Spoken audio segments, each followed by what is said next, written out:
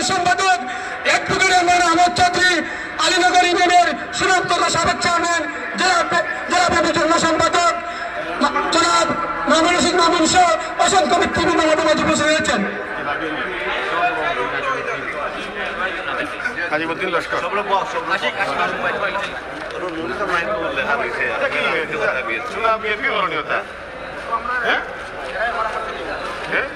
আমরা কিছু বলে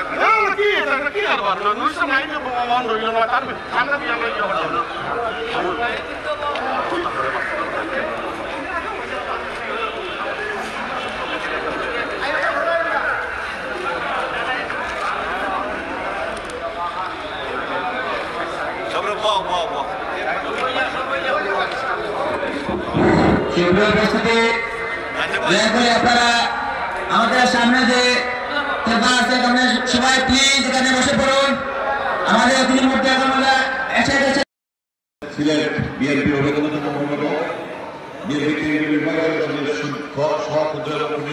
সম্পাদক, বীর মুক্তিযোদ্ধা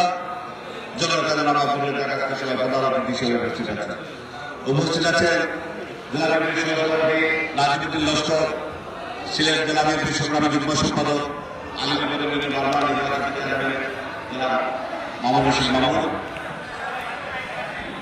বিএনপির সাবেক সাধারণ সম্পাদক এবং জেলা বিএনপির সম্পাদক সিদ্দিক আহমদ, সিলেট জেলা বিএনপির সিলেট জেলা বিএনপির সমাবেশ সম্পাদক এবং বিএনপির পৌর বিএনপির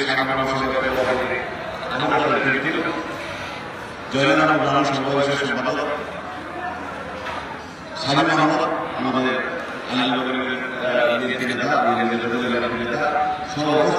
বিভিন্ন সময় অত্যন্ত কম। আমি প্রথমে স্মরণ করছি বিগত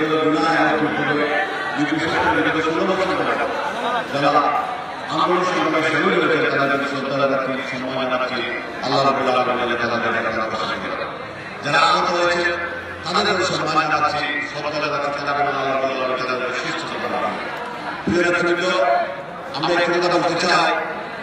আমরা এই গ্রামবাসী দীর্ঘদিন ধরে আমরা এই এলাকাকে আলোকর থেকে হিসাবে গ্রহণ করতে চাই।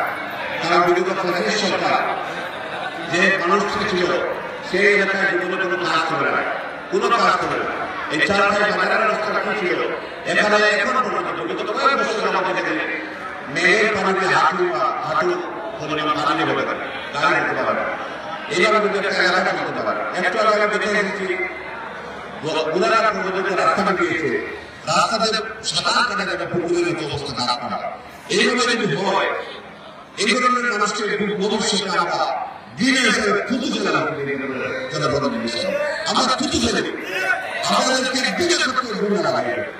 এরা জনগণকে মিথ্যা আশ্বাস দিয়ে বিনামূল্যে কখনো ভোটের জন্য আসে নাই, কারণ তারা ভোট দেওয়া লাগে না, কারণ সরকার তাদেরকে দেখতে নিয়ে যাবে, তারপর তারা কাজ করার সুযোগ নেই, তারা কাজ করার ইচ্ছা হয়। এই ধরনের মানুষ এই এলাকায় পিছিয়ে দেবে। আজকে আমরা এখনো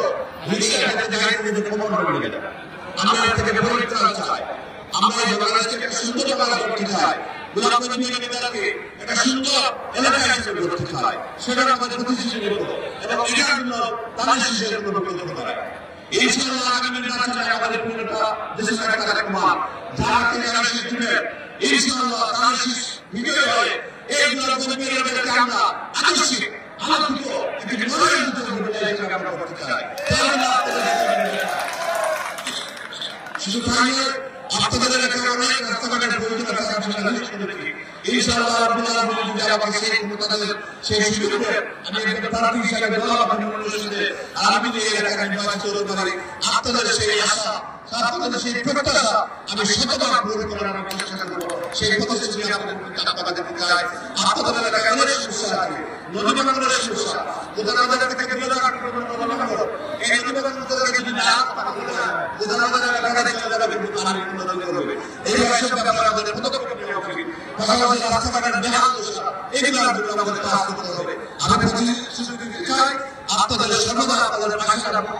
আপনাদের যে কোনো সুবিধা দেবে আমি এলাকার মানুষ হিসেবে আপনাদের এই এলাকার সন্তান হিসেবে আমার বাড়ি আমার নানার বাড়ি এই এলাকায় ইনশাআল্লাহ আমি ছোটবেলা থেকে বড় হয়েছি এই এলাকায়, এই ইসলামের পৃথিবীর বড় ভালো করেছি।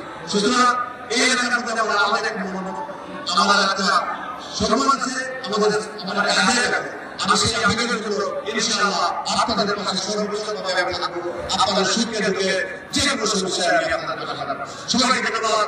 বাংলাদেশ জিন্দাবাদ, জাতীয়তাবাদী দল জিন্দাবাদ, সবাই জিন্দাবাদ, দেশের জিন্দাবাদ, আমাদের প্রিয় নেতা আগামী রাষ্ট্রনায়ক তারেক রহমান জিন্দাবাদ, জিন্দাবাদ। ধন্যবাদ।